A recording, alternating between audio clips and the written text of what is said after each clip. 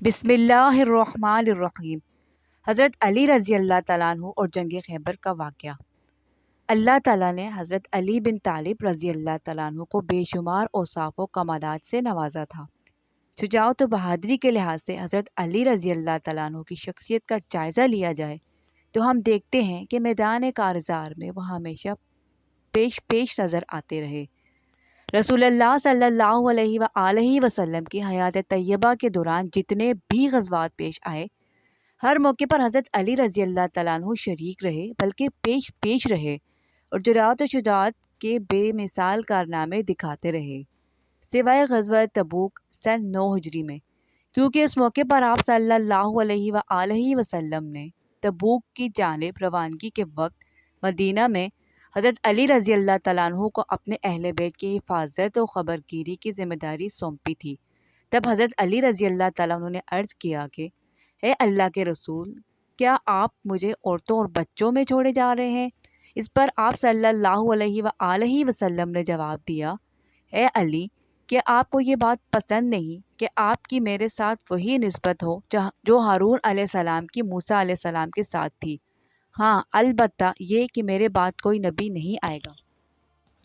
اس طرح تبوک کے موقع پر خود رسول اللہ صلی اللہ علیہ وآلہ وسلم کے حکم کی تعمیل کرتے ہوئے حضرت علی بن طالب رضی اللہ تعالیٰ عنہ شریک نہیں ہوئے تھے، جبکہ اس کے سوا باقی ہر غزوے میں آپ رضی اللہ تعالیٰ عنہ شریک رہے، بلکہ پیش رہے اور شجاعت و جرأت کے بے مثال جوہر دکھاتے رہے۔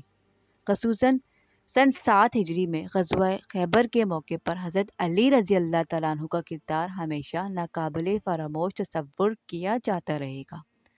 جب اسلامی لشکر کی وہاں آمد کے موقع پر خیبر کے یہودی قلعہ بند ہو کر بیٹھ گئے تھے، محاصرہ کافی طول پکڑ چکا تھا، صورتحال کافی سنگین اور باعث تشویش تھی۔ اس دوران فریقین کے مابین متعدد چھوٹی بڑی جھڑپوں کی نوبت آتی رہی، تاہم کوئی خاطر خواہ نتیجہ برآمد نہ ہو سکا۔ آخرکار ایک روز رسول اللہ صلی اللہ علیہ وآلہ وسلم نے اپنے ساتھیوں کو مخاطب کرتے ہوئے ارشاد فرمایا، کل میں جھنڈا ایسے شخص کو عطا کروں گا جو اللہ اور رسول اللہ سے محبت کرتا ہے اور اللہ اور رسول بھی اس سے محبت کرتے ہیں۔ ظاہر ہے کہ رسول اللہ صلی اللہ علیہ وآلہ وسلم کی طرف سے یہ بہت بڑی خوشخبری تھی اور بہت بڑی گواہی تھی اس شخص کے بارے میں جسے کل علم سونپا جانا تھا اور سپہ سالاری و قیادت کی ذمہ داری جس کے حوالے کی جانی تھی۔ اس کے حق میں یہ بہت بڑی گواہی تھی کہ وہ اللہ اور اس کے رسول صلی اللہ علیہ وآلہ وسلم سے محبت کرتا ہے، نیز اللہ اور اس کے رسول بھی اس سے محبت کرتے ہیں۔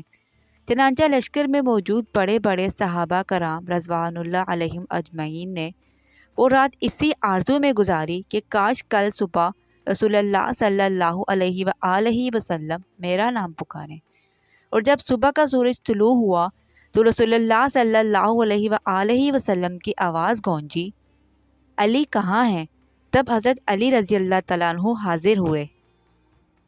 رسول اللہ صلی اللہ علیہ وآلہ وسلم نے اپنے دست مبارک سے انہیں علم یعنی جھنڈا عطا فرمایا، نیز فتح اور خیر و برکت کی دعائیں دیتے ہوئے انہیں رخصت فرمایا۔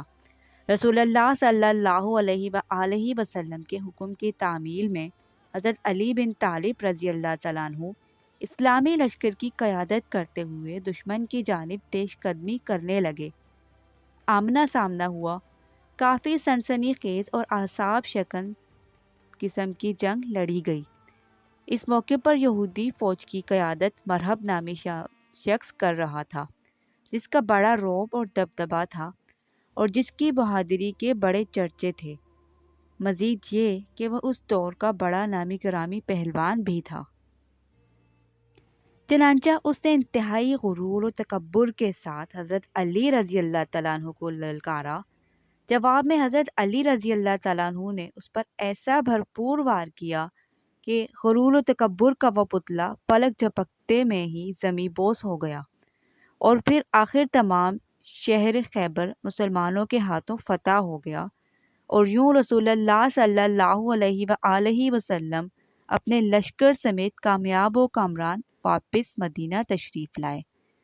خلاصہ کلام یہ کہ تمام غزوات کے موقع پر، بالخصوص غزوہ خیبر کے موقع پر، حضرت علی بن طالب رضی اللہ تعالیٰ عنہ کی خدمات و شجاعت اور جذبہ سرفروشی یقیناً تاریخ اسلام کا سنہری باب ہے۔